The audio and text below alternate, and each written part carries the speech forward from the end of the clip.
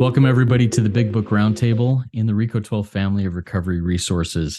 I'm Justin B., and I'm grateful to be the host of this roundtable, being able to sit around this virtual table with David G. and Nikki M. We're excited to go continue this march through the Big Book of Alcoholics Anonymous. We'll be reading in Bill's story today.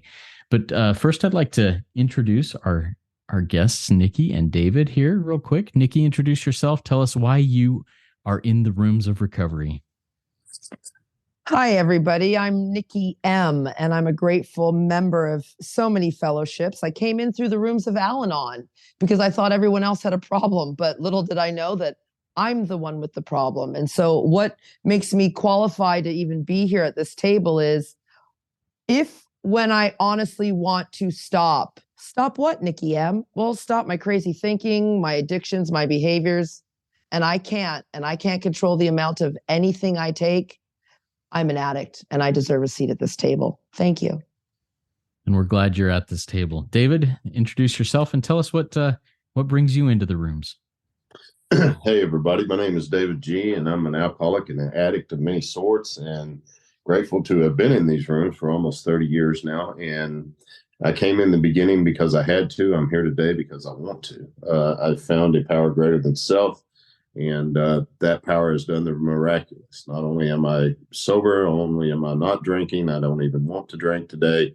The same way with acting out, eating, whatever it may be. The fact that I haven't done that is a wonderful blessing in my life. But the real miracle is I haven't even wanted to do that today. I haven't even thought about it. And so I love the connection that I have with God today, and where that's taken me. I'm growing deeper into my spiritual walk with other things that I'm doing.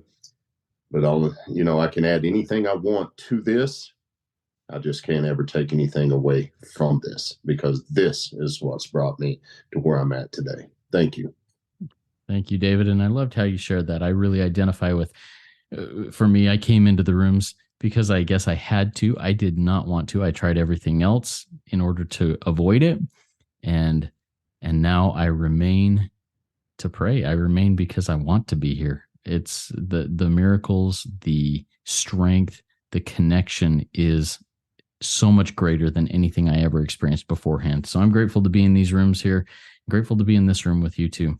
Today, we're going to continue our reading in Bill's story, starting on page 6, the bottom full paragraph that starts with the mind and body. And we will be reading through a little bit below halfway down page 7 of the 4th edition of the Big Book of Alcoholics Anonymous, the paragraph that ends with, surely this was the answer, self-knowledge.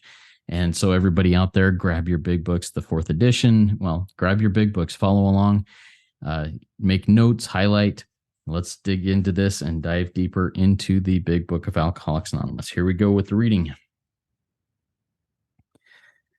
The mind and body are marvelous mechanisms. For mine endured this agony 2 more years. Sometimes I stole from my wife's slender purse when the morning terror and madness were on me. Again, I swayed dizzily before an open window, or the medicine cabinet where there was poison, cursing myself for a weakling. There were flights from city to country and back as my wife and I sought escape. Then came the night when the physical and mental torture was so hellish I feared I would burst through my window, sash and all. Somehow I managed to drag my mattress to a lower floor lest I suddenly leap. A doctor came with a heavy sedative. Next day found me drinking both gin and sedative. This combination soon landed me on the rocks. People feared for my sanity. So did I. I could eat little or nothing when drinking, and I was 40 pounds underweight. My brother-in-law is a physician, and through his kindness and that of my mother, I was placed in a nationally known hospital for the mental and physical rehabilitation of alcoholics. Under the so-called belladonna treatment, my brain cleared. Hydrotherapy and mild exercise helped much. Best of all, I met a kind doctor who explained that, though certainly selfish and foolish, I had been seriously ill, bodily and mentally. It relieved me somewhat to learn that in alcoholics, the will is amazingly weakened when it comes to combating liquor, though it often remains strong in other respects. My incredible behavior in the face of a desperate desire to stop was explained. Understanding myself now, I fared forth in high hope. For 3 or 4 months, the goose hung high. I went to town regularly and even made a little money. Surely this was the answer. Self-knowledge. I'm excited to dig into this one here. Nikki, as we read through that, what were some of the phrases and ideas that jumped out at you as things that we'd like to comment on and look into deeper? All right, Justin, thank you for that beautiful reading. It's just so great to hear it. And I'm Bill W. That's always what I read.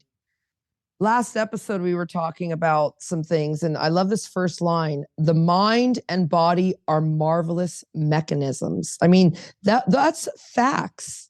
And, my line now says, I have to sweep away my old beliefs. That's what's asked of me when I come in here. I don't realize how powerful this mind is. It's so powerful. And this book reminds me of it. And then when it talks about the terror and the madness, that's me, the insanity, cursing myself for being weak, self-loathing. That's me. I hate myself in addiction. I hate myself. And then, of course, sought escape. And I don't care what you do to blot out your consciousness. I'll seek escaping from my reality in every different form. And when you read up here where it says, he's now doing sedatives, and I could, I'm not an alcoholic. I could take it or leave it. When I got pregnant, I didn't need to ever touch crystal meth again. But then I get into the grip of a progressive illness, switching addictions. Then I pick up men. Then I pick up money. Then I pick up all these other crazy things that I'm just the walking dead.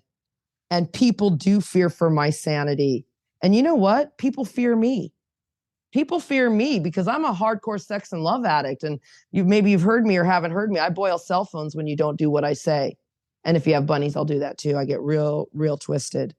And my line out, people feared for my, this is a family disease. Everyone who suffers the disease of alcoholism or knows somebody who does has a place here. I don't want to say should, has a place here. I don't like that word.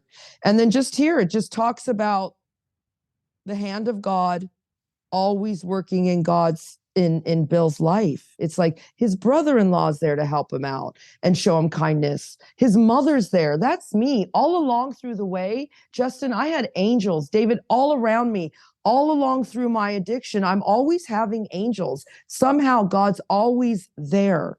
And you can see it with Bill W., his brother-in-law, his mother, getting into rehab.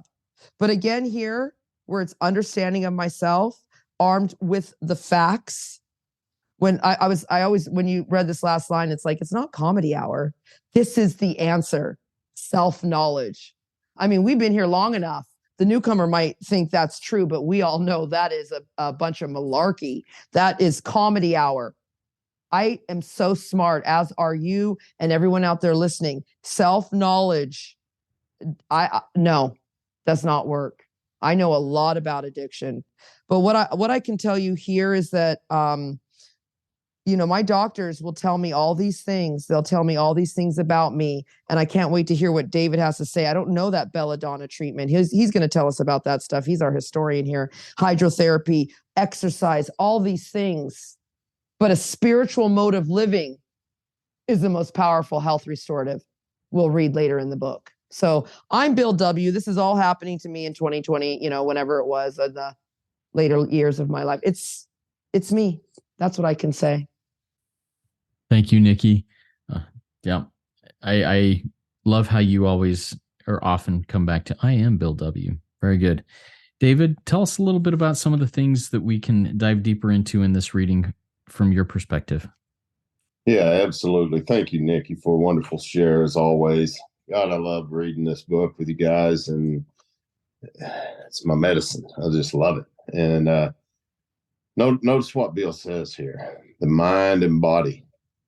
And Nikki really hit on this. Are marvelous mechanisms. It's a mechanic. My mind's like a marvelous mechanic, but it's a thief and it's a liar at this point. I've had no transformation yet. So he says, for mine endure this agony 2 more years. See, he's not talking about drinking here. He's talking about the madness within the mind. that goes on. Of course, drinking follows. Don't get me wrong. We got to do something to medicate that. Lust, drinking, drugs, food, whatever it may be. So Bill's going to have 2 more years of this. And so he says, sometimes, not always, but sometimes I stole from my wife's slender purse when the morning terror and madness were on me. Now, he ain't only talking about craving a drink here. He's talking about that morning terror and madness that the mind brings. And if you're like me, you understand what he's talking about here on those days. And so notice how he fears himself a weakling. He says, I sway dizzily before an open window or a medicine cabinet where there's poison, cursing myself for being a weakling. And that's what my mind tells me. You're weak. You're no good. You're worthless. You know, you're useless. You're broken. All of these things. And then like him, you know, there's flights from city to country and back as we sought escape. Escape from what? The bottle? No. If you want to escape from the bottle, stay away. Don't go near. Don't pick up whatever. We're not talking about that. We're talking about the mind. And this is something, like Nikki said, is very powerful and will take us out even sober. There better be a power greater than self. There better be. And so he says, and he talks about it again. The night comes when the physical and mental torture is so hellish. I fear I'll jump, burst through the window, sash and all. And so he drags the mattress down to the lower floor, afraid that he might jump out. And the doctor comes with sedative. And this is me. Next day, I'm doing both, gin and the sedative. That's kind of how I am. If one is good, 1,000 is a lot better. And so, but that combination lines him on the rocks. He says, people fear for my sanity. He can barely eat, and he's 40 pounds underweight. I can remember in 1984 being 40 pounds underweight, and I'm a pretty good sized guy, pretty tall. 40 pounds underweight is not good, but that's kind of the physical part of a mental condition. So my brother-in-law, he says, is a physician. Now, this is a man by the name of Dr. Leonard Strong, and Leonard was his, and notice where was that? On the bottom of page 4 there, just a little bit ago, Bill talked about he had went to live with his wife's parents, and the mother-in-law died. So this man's mother is dead now. And here's Bill all drunk and out of shape and not being very kind to his sister. So you can imagine the effect of Bill's alcoholism is having on this man. And this man isn't even, connected to Bill other than through the love of his sister. So I like to kind of read between the lines on that. But he says through his kindness, it's hard to be kind to somebody that's been that way to my sister, probably to my mother or anyone else, today. That would serve for a severe good reason for me to put a beating on somebody, But this man gets with Bill's mother, and they place him in the town's hospital. That's the nationally known hospital for mental and physical rehabilitation of alcoholics. And Nikki had mentioned the belladonna treatment. Bill says his brain cleared, so that's what they done with him. That's a mix of sugar and water and different things to really help your system kind of recharge and to boot itself back up again. And the hydrotherapy and mild exercise, all of this stuff is wonderful and it's helpful, but that's not going to be enough to heal us here. We have to have this relationship with a power greater than ourselves. Now, this is the very first time in the Big Book of Alcoholics Anonymous where he meets Dr. Silkworth. He says, best of all, I met a kind doctor. And this is Silky, who explained, though through certain selfish and foolish, I had been seriously ill bodily and mentally. So this is the first time that anybody had ever talked to Bill about being ill physically. Most of us come in here, we don't need to read a book or talk to a doctor to know that there's something wrong with our head, but we really don't understand the physical allergy, the physical part of this deal. And the Big Book says until we do that, the picture of the alcoholic's incomplete. I'll probably never recover. And so when I work with new guys, I always take them to that part of the book and show them that there's something going on, that once I buy into that thought and take action based on it, something happens on the inside of me that doesn't want to let that go until I'm drunk, sick, and in all kinds of trouble. So Bill says it relieved me somewhat, not all the way, but somewhat, to learn that in alcoholic, the will is amazingly weakened. So he's beginning to see now that whenever it comes to combating liquor, Willpower is not going to be enough to do this. It's strange, though, because like he says here, it often remains strong in other respects. I know in my life was good in just about every area except for lust through the years. I'd worked the program, worked the steps, had a spiritual experience. Things were wonderful, but lust was beating me to death, and I just could not get on the other side of that. Although my experience in my life was strong in other respects, in that area, it was very weak. And so, but here's Bill. Look how self comes back. Always, always. So my incredible behavior in the face of the desperate desire to stop, that's usually where we're at in step one, was explained. Oh, I got explanation now. I've got a little intellect on this deal. So yeah, okay, I'm able to overcome this now that I understand. And he says, understanding myself now. Good luck with that. I fare forth in high hope. For 3 or 4 months, the goose hung high. He's sober. He's doing well. He's going to town. He's making a little money. So this is the first time that he sobers up, and it's on self-knowledge. We're going to see that fear will be next. But he sobers up on self-knowledge, and this is the first time he sobers up. And as we're going to see coming up, self-knowledge is not enough. It's wonderful to have, but I'm more interested in knowledge of self, because that's what's killing me. So thank you for letting me share today. Thanks, David. And I think one of the things that and this is probably my takeaway, but, I think that when I finally came to the point where I understood that, though certainly selfish and foolish, I had been seriously ill, bodily and mentally and spiritually. And that did relieve me. Initially, I didn't want to admit that at all. I didn't think that that could relieve me in any way, shape, or form from the suffering that I had, from the mental piece. I just thought, no, I can't be broken. If I'm broken, then I'm broken. Well, now I realize I can't not be broken, because if I'm not broken, I can't be fixed. If I'm broken, I can be put back together and be maintained. And that's a beautiful freedom that I've learned through this process. All right. So let's go back in here and just do a quick, I've got a couple of questions for you. Nikki, I've got a question here about these different treatments. You mentioned, hey, I want to learn about what the belladonna treatment is, hydrotherapy, so on and so forth. These are, and David explained a little bit about that, but tell me some of the things that you tried that, I think in the program that you work, that you often call them logs. Tell me some of those logs that you've tried or you've seen tried that, may be good on the surface, but they are not the solution. Okay, that's a great question. And I just did it twice because I did 2 step ones today. And the analogy of logs is what you talked about, where we say addicts are like drowning men and women, and we need to keep some way above the water. And so we'll grab a log, and logs are slippery and you can slip off of them. And I live in Toronto, Canada, close to Niagara Falls. So what happens when you get close to the falls? Is that log going to hold you up? No, you're right over. Exactly.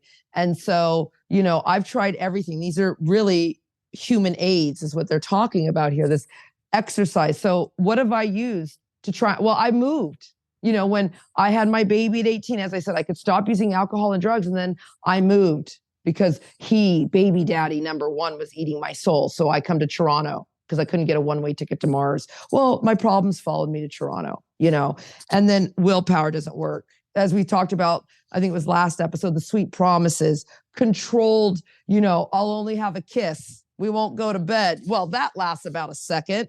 Ominous warnings, you name it. Here's a wonderful human aid. I had a girl, and then I was having my 30th birthday. She was 12. And I was like, oh, I need a husband. I'm 30. And I need a son. I really need a son. And you know how powerful God is? Oh, I got a son, and I got a man, and I didn't want either of them at his year's birthday. I didn't want either of them. That's a log that kept me temporarily sober, free of my obsessive acting out behaviors for 1 year. And then when my boobs were leaking, because I'm the mother who feeds the baby, and daddy calls me and says, come home, I can't. I'm with my drug of non-choice. Does it matter what it is if I'm at the bar drinking or if I'm somewhere else in someone's house? I got a pet, my 4-pound pocket dog that my mom bought me when I couldn't get husband. How about knowing the big book? That won't keep me sober. How about my sponsor who has a life when I call him and he's out enjoying life? But what's going to happen? I mean, you name it. Nothing will keep me sober permanently. See, these are all, as David said, and as we know, Justin, these are temporary solutions. I need a permanent solution to keep me abstinent from my crazy thinking. See, in my book, it says to think is to die. So what do you think about, Nikki? I think about what was it in here? Let me just get to it. I think about how my mind and body are marvelous mechanisms. I think about how I'm an intelligent agent spearhead. I think about how much the guys at the round table love me and have showed me that men can come through and do come through. So I'm beyond human aid. I've tried everything. And people, if you think you're going to move to another country, trust me, I moved from California, Orange County. Sun, sea, and sand aren't everything. Your problems follow you right to Toronto, Canada, where, Justin, in the middle of winter, it's minus 32 degrees Celsius. Okay? And I'm still happy, joyous, and free because I know that I only have one permanent solution, and that's God. My big book won't even help me in those moments. When your plane gets canceled, what do you need, Justin? You need God. Yeah, absolutely. Thank you, Nikki. And David, I want to sit on this for just a little bit more and ask you about it and any other insights you have. But, geographic cures, Nikki talked about, hey, I moved from California to Toronto to try and escape my issues. What are some maybe examples or insights into geographic cures that maybe you've seen tried, and how come they didn't work? Yeah, absolutely, Justin. I've tried just about every one that I can think of. I have moved from Oklahoma to Indiana to New York to Florida to California. I mean, for God's sake, I woke up in a blackout in Arizona one time. I'd started in Oklahoma City that night at a strip club. And it was just, I came out of a blackout and there I am. And it's like, oh my God, I've never even heard of I-10 or whatever it is, where am I? And so I feel that the reason that they do not work is because wherever I go, there I am. And, I've had no awakening from that. Even, during the times that I was sober, I ran from job to job. I've done all these other things, seeking, looking, until I finally came to the conclusion that it says at the end of We Agnostics, when we drew near to him, he disclosed himself to us. I don't need to run to that anymore. All I need to do is draw near to him through this process as outlined in the big book with someone who has recovered from a hopeless state of mind, and this power will disclose itself to us. That is the only thing that is going to work for me. Geographic cure changes, all of that different stuff. I've tried that. If it would have worked, I'd be somewhere else other than here today. But I'm sure glad that it didn't, because this has been the greatest miracle of my life by far. So thank you, Justin. Thank you, Nikki. And thank you, David. I love that analogy of the geographic cure to the draw near to him and he discloses more to me. What a beautiful, I haven't seen it that way before. Thank you for sharing that. Let's go and just do a real quick wrap up on takeaways and insights. Nikki, what's a takeaway for you today from our reading and discussion here? Well, as David took us to page 57, in there it says, God restored us all to our right minds. That's what this is about right now. It's like Bill was restored to his right mind, both of you and myself. Daily reprieve, of course. We're all armed with the facts that we can't go anywhere and we don't want to go anywhere. That's what I heard you two say too. Nikki, I want to be here. And I want to be here too, because this is my new slogan. This is a lifestyle for a lifetime. And I've never had it so good. Thank you. Thank you, Nikki. David, how about you? Takeaway for you? Yeah, absolutely. On page 7 there, where you ended, self-knowledge. I just always want to remember that as much as I learn about this is a wonderful thing, it definitely has a place. But this is not going to bring the awakening from self. that must come through the actions taken as outlined in this big book. And so I'd said it earlier, knowledge of self is more important to me. But even after I gain knowledge of self and I understand what my problem is and it's defeating me now, when I'm in step 10 and I'm practicing that the way that the big book outlines, I need to always remember that I'm to turn my thoughts. See, I'm turning from self when those thoughts hit. There's another book I read that says, think on these things. Think about love, honesty, purity. See, these are the things that I need to think of. When I first awakened from self, that's all I wanted to talk about was self all the time. You'll hear a lot of my tapes out there where I'm talking a lot about self. I don't want to talk about self so much anymore. I want to talk that I identify what self is, and that's not who I am today. I want to talk about it, power greater than me and the spirit within. And I want to think on those things, because when I do, then self has no power in my life. So it's wonderful to be here as always, and really good to see you guys. Thanks. Thank you, David. And such good stuff. And I'm going to go back to what my takeaway that I mentioned earlier. All the geographic cures in my life, the things that I have tried to do different, new jobs, new places, new homes, new this, new that, new exercise programs, new diets, new whatever it may be. They didn't work. But once I made that connection with a power greater than self, when I drew near to that power drew near to me. And that is all the geographic change I needed. And that's just a geographic change of heart. And what a beautiful thing that is. Thank you so much for your insights, Nikki, David. Thank you so much for sharing around this table with us. To those of you out in the listening audience, if you'd like to learn more about David and Nikki and what they're doing, you can find some of their projects in the show notes, find links to them, go check out their stuff, and keep coming back. And I'm going to use a phrase that David used there. Think on the things that are most meaningful. Think on these things and do it as you are walking and trudging this happy road of destiny. Work it. You are worth it.